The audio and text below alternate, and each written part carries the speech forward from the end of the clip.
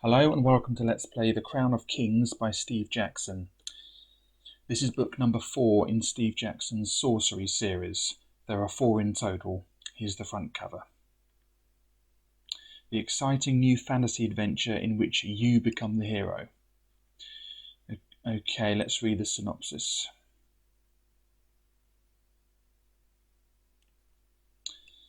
The legendary Crown of Kings is at last within your grasp, or is it? At the end of your long trek, you face the unknown terrors of the Mampang fortress. Hidden inside the keep is the Crown of Kings, the ultimate goal of the sorcery epic. But beware, for if you have not defeated the 7 serpents, your arrival has been anticipated. 2 dice, a pencil, and an eraser are all you need. You decide which paths to take, which dangers to risk, and which monsters to fight. Complete with the sorcery spellbook, the Crown of Kings can be played either on its own or as part of the whole epic. Steve Jackson Sorcery. 1. The Shamutanti Hills. 2. Kare City Port of Traps. 3. The 7 Serpents. 4. The Crown of Kings. Cover and illustrations by John Blanche. Okay. Penguin Books, Steve Jackson Sorcery, The Crown of Kings. The grim towers of the Mampang fortress stand before you, stark against the landscape. Evil oozes silently from its centre, poisoning all it touches with its malevolence. Somewhere within these walls, the dreaded Archmage is hidden, and with him, the legendary Crown of Kings, for which you have risked so much. You will need all your wits about you, and your magical skills will be tested to the limit as you pit your life and your strength against the unknown horrors inside.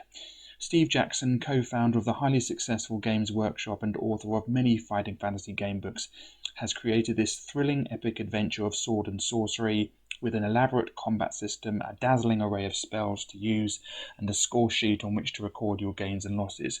All you need is 2 dice, a pencil, and an eraser.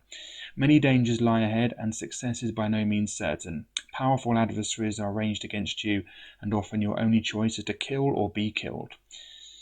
The Crown of Kings is the 4th and final part of the sorcery epic. Okay, Steve Jackson Sorcery, The Crown of Kings, Penguin Books, for Avis, Celeste, Pear, and Xavier, whatever, I don't know. I've never known how to pronounce that name. I've heard it be pronounced both ways, to be honest. Anyway, first published in Great Britain by Penguin Books Limited, 1985. Okay, introduction.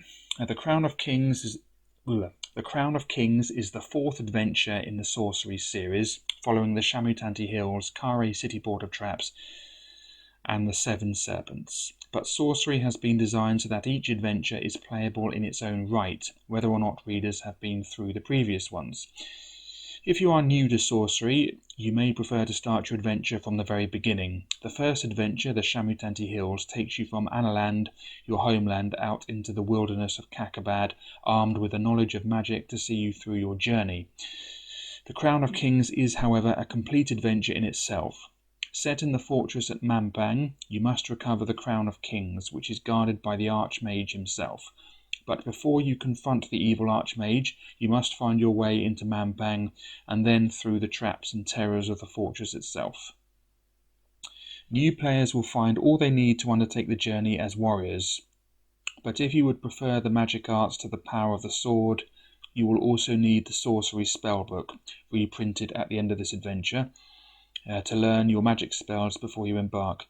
Readers who are now on the final stage of their journey will be able to skip over the rules section and plunge straight into the adventure. Their characters, equipment, and experience must be carried over from the previous adventure. Okay, so we've read the rest of this, so I'm not going to read it again. So let's turn to paragraph 1. And I'm pleased to see that the original adventure sheet has not been written in, so that's good. Okay, so we've also read this as well in part 1 of the first book. So if you want me to read, all this stuff, just watch the first part of the Shamutanti Hills. Anyway, there's the map again, and here's paragraph 1. However, we are not turning to paragraph 1 immediately because it states right here that in Book 4, start on paragraph 237 instead of paragraph 1 for killing all 7 serpents in Book 3. So let's turn to paragraph 237. Here we are. Now, the 7 serpents had been carrying a message of your arrival back to the Archmage at Mampang. Since you have defeated all 7 of the Archmage's messengers, no news of your mission has reached the fortress. If, during your adventure, you come across a creature or group of creatures who recognize you as the Analander, you may ignore the particular reference on which you are at the time and turn to a new reference in which you will find that you are not recognized. To get to the new reference, deduct 40 from the reference on which you are. If you did not kill all the serpents in Book 3, you should not be reading this message. Now turn to 1 to begin your adventure. Okay, so let's make a note of that. So if we are recognized as the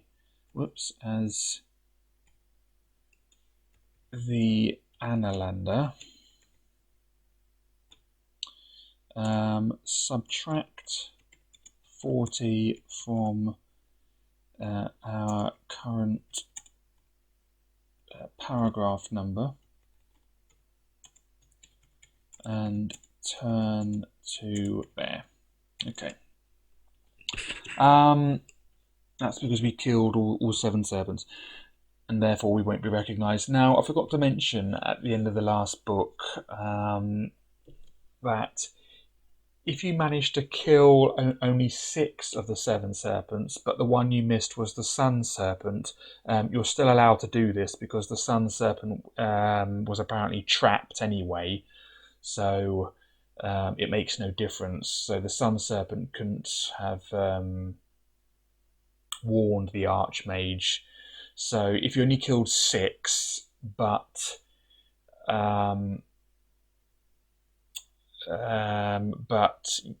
the one you didn't kill was the sun serpent, and you're still allowed to do this. However, I can't remember if you still get the same bonuses, because the lower the number of serpents that you manage to defeat, the fewer bonuses you get. So if you only kill 6 and it's not the sun serpent, then I think you don't get as much skill added on, or luck points or whatever, and eventually if you only kill like 0, 1 or 2 or something, then it actually punishes you. Then you lose skill points, luck points and stamina points, I think, but I can't remember how many. I also can't remember if you only kill 6 and the one you didn't kill were the sun serpent. I don't know whether you still get all the the maximum skill bonuses, all the maximum skill, luck and stamina bonuses. So I can't remember that, so you'll have to check that out yourself, or maybe I'll have a look after I finish this part. I don't know, but yeah. So if you don't kill all of them, then you don't get as many bonuses, and then it starts to punish you if you only killed like 1 or 2 or something, or even none. So it takes skill points from you. Anyway, so that's that. So after reading paragraph 237, let's turn back to paragraph 1 and carry on. Okay, here we are. There's the picture. Okay, like a gigantic claw clutching at the sky, the Mampang fortress is a foreboding image etched into your mind. Although it is the goal of your mission, its appearance in the distance gives you no sense of relief at the approach of your journey's end. The feeling is rather one of apprehension and danger as you pick your way towards the great castle on high, which is partly obscured by the billowing clouds which shroud the uppermost peaks of the Zanzunus. The going becomes harder as your trail climbs through low Zaman. The Zanzunu foothills are evidently little used by creatures on foot, and the path is indistinct. Where the way is muddy, you can make out hoof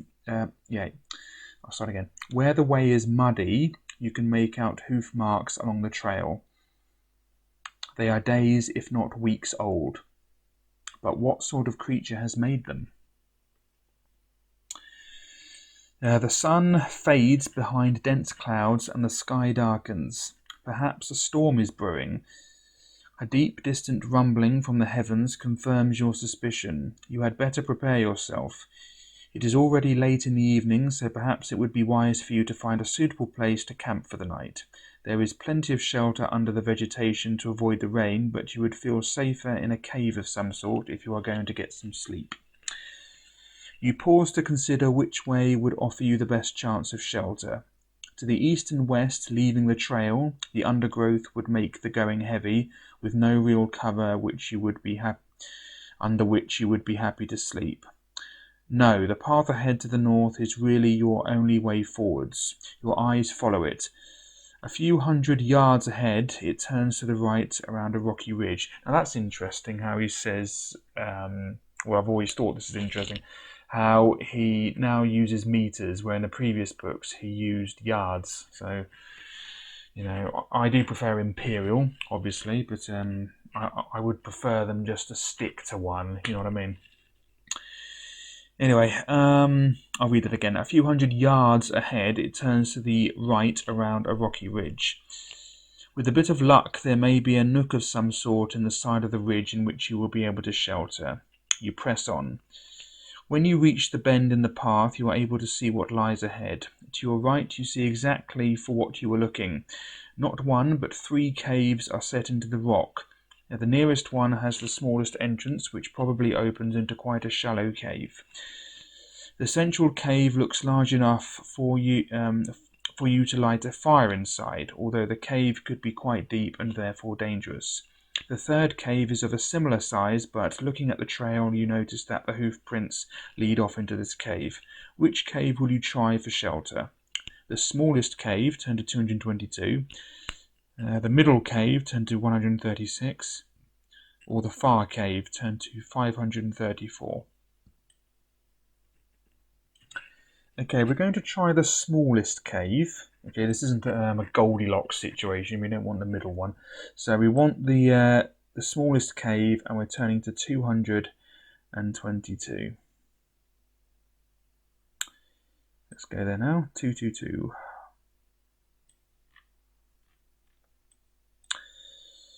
You step up to the small cave mouth and kneel down to look inside. Although you will be able to crawl into the cave, the entrance will be a tight squeeze. But as your eyes become accustomed to the darkness, you can see that there will be enough room for you to fit comfortably. The back of the cave is black, so you are unable to tell whether or not the cave is completely empty. You get down on all fours and poke your head into the cave. Ow-woo! A shrill howling comes from inside the cave. I'll say that again. Ooh, there we go. A shrill howling comes from inside the cave and all but deafens you. Instinctively, you jerk your head out again, away from the danger. The noise sounded as though it came from a hound of some sort. You spring to your feet and draw your own weapon, ready to face whatever is inside, but nothing emerges from the cave. When your courage has returned, you must make a decision. Will you enter the cave and face whatever is inside, turn to 123, or instead try the middle cave, turn to 136, or the far one, turn to 534? Okay, we're going to enter the cave and face whatever is inside, and turn to 123. So subtract 99, and then we're here. Okay. Now the beast inside must be taught a lesson. Its howling will not prevent you from resting in its cave. Do you wish to enter with weapon drawn, turn to 286, or will you cast a spell? Doc, 635. Far, 607. How, 782. Yap, 697. Kin, 669. Okay, we're going to enter with weapon drawn, and so we're turning to 286.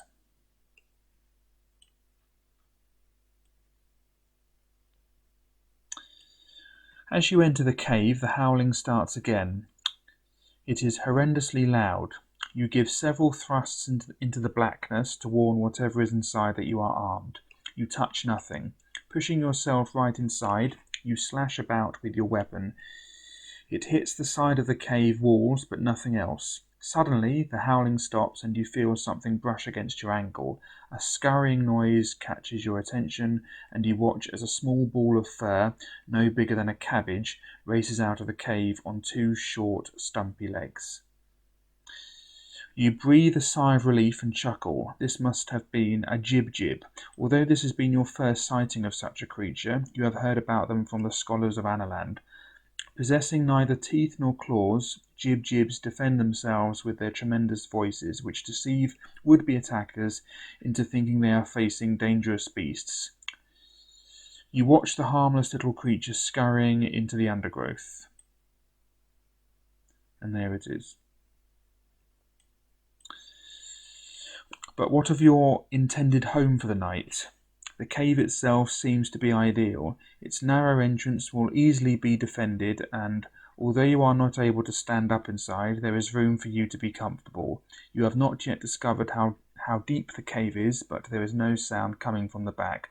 Do you now wish to eat a meal? Turn to 99. Do you want to reassure yourself that there is nothing else in the back of the cave? Turn to 14. Or will you just settle down to sleep for the night? Turn to 384. Okay, we're going to reassure ourselves, so we're going to turn to 14.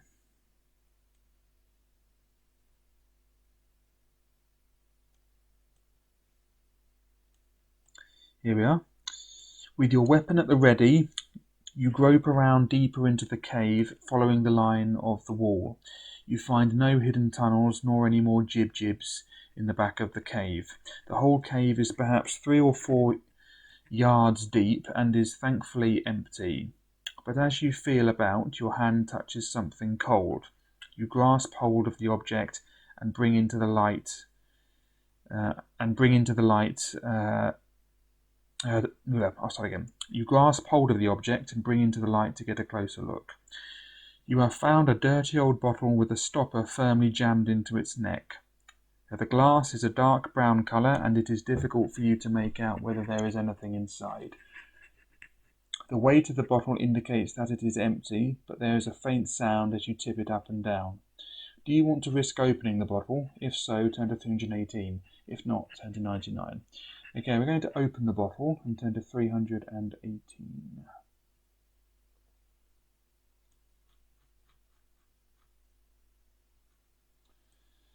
Holding the bottle well away from you, you pull at the stopper. It is fixed firmly in place and will not budge. Again you try, and this time it slips a little in the neck of the bottle. Giving it another twist, you manage to remove it with a soft pop. Looking inside, you can see a small piece of parchment. It is an awkward job to pull the parchment from the bottle, but using a twig, you manage to draw it out. You unroll it and try to read it. The writing is in a language that you do not understand, and you puzzle over it fruitlessly for a few minutes before giving up. You may take this with you on your journey if you wish, to try to find someone who can interpret it for you. When you first meet someone whom you would like to ask about this parchment, deduct 20 from the reference number on which you are at the time and turn to this new reference. If that person knows how to translate the parchment, the text will make sense. If that person does not know how to translate it, the text will be meaningless to your situation. Now turn to 99. Okay, so when we find someone whom we want to translate the parchment, subtract 20 from the paragraph and turn there to there. There we go. Okay, now turn to 99.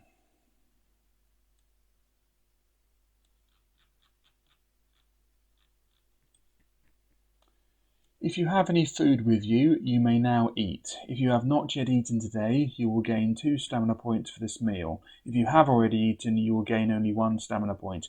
If you do not have any food with you, you gain no stamina points. Make the necessary adjustments on your adventure sheet and prepare to settle down to sleep for the night. Turn to 384. Okay, we're going to eat here, even though we don't need any stamina. So let's remove a provisions.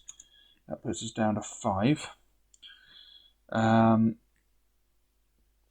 You see, like before, if we don't eat, then in the morning we lose 3 stamina points. So even if you don't need the stamina, it's important to eat, otherwise we lose more stamina later. Anyway, 384.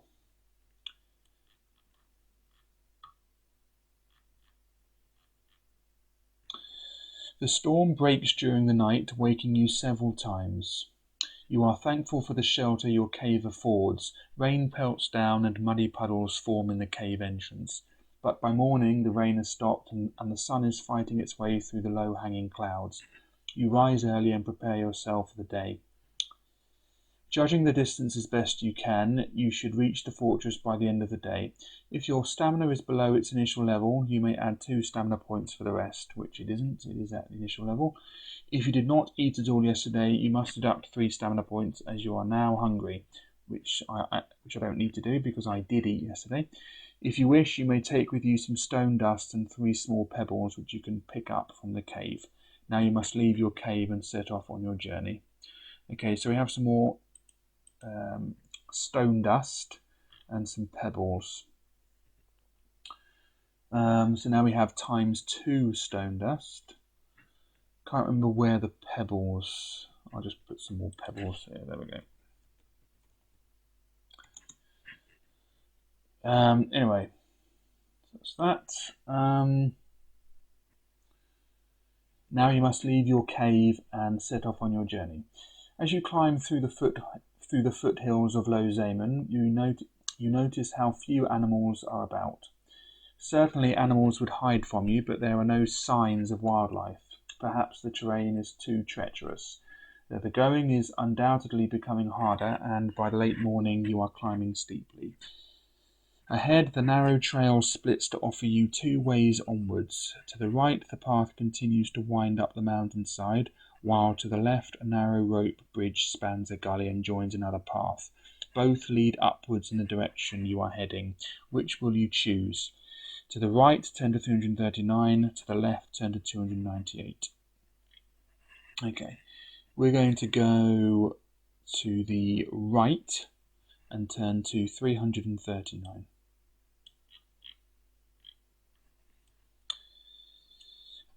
Okay, here we are. You pick your way along the rocky path, which is now rising steeply, and at times you have to climb rather than walk along it. The journey is extremely tiring, and you must stop to rest several times along the trail. One thing is a little worrying. You seem to have picked up the hoof marks again, but this time they are fresh, recently trodden into the fresh mud after the storm. Mountain goats, perhaps? The Mampang Fortress is the distance. The Mampang Fortress in the distance at first sight does not seem to be getting any closer, but you are definitely getting nearer. You round a narrow bend and stop dead in your tracks as a missile whizzes past you and bounces off a rock. Instinctively, you drop down to shelter by a boulder. What was that? In a moment, your question is answered. Standing above you are 2 tall creatures holding wooden spears at the ready. Long, shaggy hair falls from their heads down to their waists. Their torsos are human and female. From what you can see of their faces, they appear to be a bizarre hybrid of human and goat, with 2 stumpy horns protruding from their foreheads. Their lower bodies confirm this view. Their legs are goat-like and hoofed. The hoof prints. Each holds a wooden spear. Have you come across any of these creatures before? If so, turn to 378. If not, turn to 522. Okay, there they are. Not very handsome at all. Anyway, we have not come across these creatures before, so therefore we're turning to 522.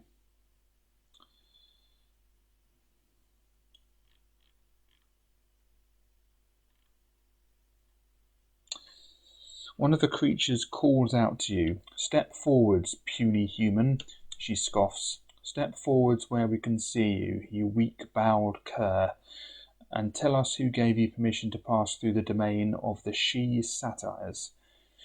Will you do as she asks? Turn to 244. Will you draw your weapon and hurl some equally offensive insults back at them? Turn to 188. or will you remain where you are and cast a spell? Pep 746, Dim 772, Gak 685, Jig 760, Sus 620. Okay, we're going to draw our weapon and hurl some equally offensive insults back at them. And turn to 188.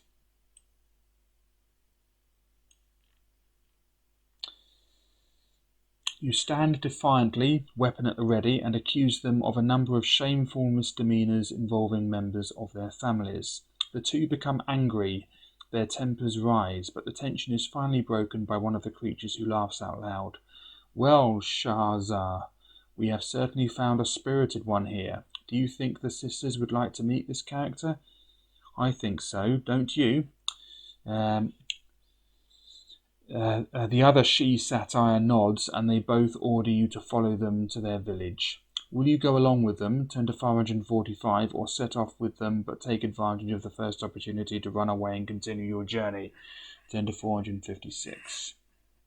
Okay, we're going to go along with them, and turn to 545. After climbing for perhaps 20 minutes, the two she-satyrs pause to allow you to catch up with them. With their goat-like legs, they are much more nimble than you are, and they watch bemusedly as you arrive panting. One of them points forwards, and you can see your goal. A wide ledge on the side of the mountain is evidently the centre of their village. Half a dozen other she-satyrs are watching from the entrances to several caves which tunnel into the rock. In the centre of the rock face is the largest cave towards which your guardians are taking you. As you approach the entrance, two she-satyrs standing at their sentry posts step forwards, but one of your own escorts, whom you have learned... I think that should be who you have learned is called. Yeah, it should be who, because if you ignore the you have learned, it would just be who is called Shahzar. So that's an incorrect use of the word whom. It should be who, because the relative pronoun whom in this instance is actually doing the verb. The relative pronoun is. It's referring to the she-satyr, one of your own escorts, which is called something. So therefore, it should be who. Anyway, so I'll start again. As you approach the entrance, two she-satyrs standing at their sentry post step forwards, but one of your own escorts, who you have learned is called Shahzar, waves her away. This is a nomad, a world traveller who must see Shori. The guard allows you to pass, and you enter a large cave which is well lit with torches. A number of smaller caves lead off from the main opening, and from one of these an older-looking she-satyr steps out. Will you tell her all she wants to know about your journey and the world outside of Zaman? Turn to 371. Tell her about Shimbli, which you may do only if you yourself know who Shimbli is. Turn to 354, or will you wait to see what she might ask you? Turn to 29. Yeah, if you're ever confused about whether it's who or whom, just remember, is it doing a verb? If it's doing a verb, it should be who. If it's having a verb done to it, in a sense, or if it's having a verb done to it, then it should be whom. And if it's an indirect situation where it's having a verb done to it, then it's also whom. So this one should be who, because the whom is, if you ignore the you have learned, if you just pretend that's not there, it would be one of your own escorts who is called Shahzar. So the whom is referring to one of your own escorts who is called something. Therefore it should be who. But if it was something like one of your own escorts to whom you were speaking, then it would be whom, because it's having a verb done to it. I've never understood why people find it difficult to realise which one of the two is needed. It's really easy, and it's wrong in that instance. And I won't lie to you, mildly annoying. Anyway, so what are we going to do? We are actually going to ask her about the parchment, which means we're going to subtract 20 from this and turn to 525. So we're turning to that paragraph now. Shori looks at the parchment. Yes, she nods. I can read this message. It is written in the hand of Shauna, an elder of our village, who disappeared some time ago. The tongue twister here. The she-satyr is engrossed in its contents. You have evidently made an important find. We must thank you, stranger, for bringing this to us, says Shori eventually. It describes matters which must remain known only to our kind. But suffice it to say, you have found something which is of great import to us. We must reward you. You accept her thanks, and then the two of you converse about your travels. Turn to 371. After your conversation, she will reward you by giving you certain items which will be brought in a leather bag. For returning the parchment to her, you will not have to exchange items of your own for these items. Okay, so returning to 371, let's go there now.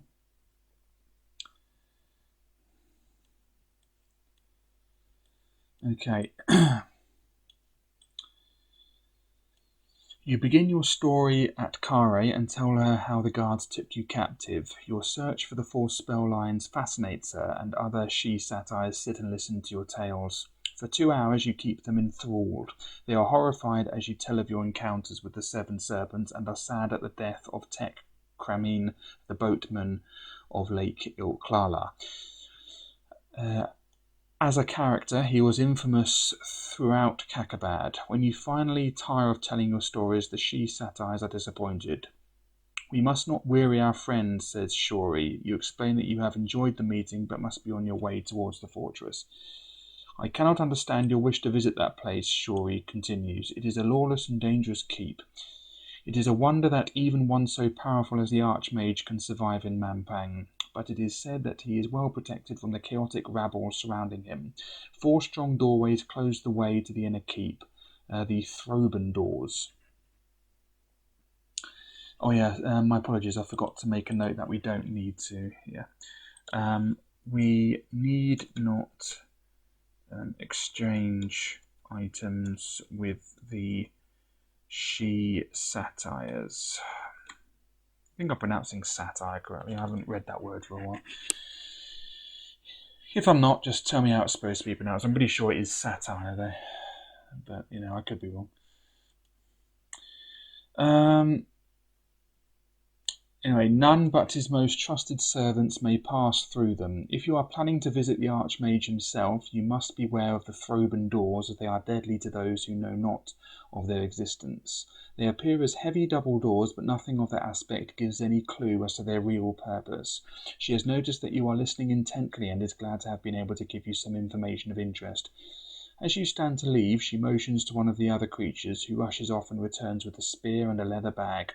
Both are handed to you. This is a fine hardwood spear, announces Shori, which I believe you will find helpful on your travels. It will be doubly so if you are able to find Kalitus, the holy man, and persuade him to bless it. If you discover Kalitus's whereabouts, you may summon him thus.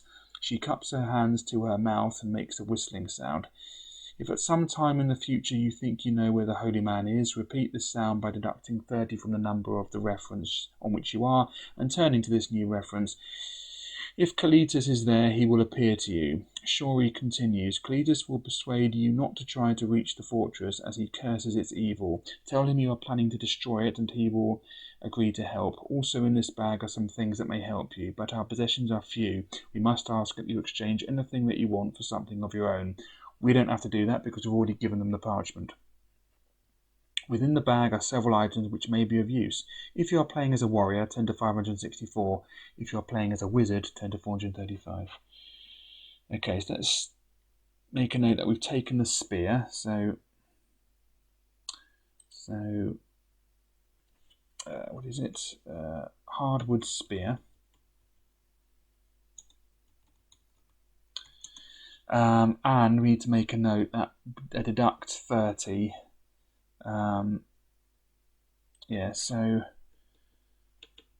Rather, if we know where Kalitus is,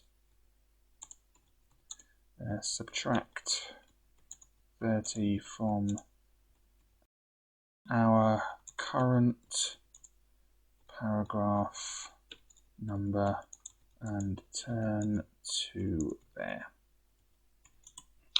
Okay, right, let's turn to, or rather we're playing as a wizard, so we're turning to 435.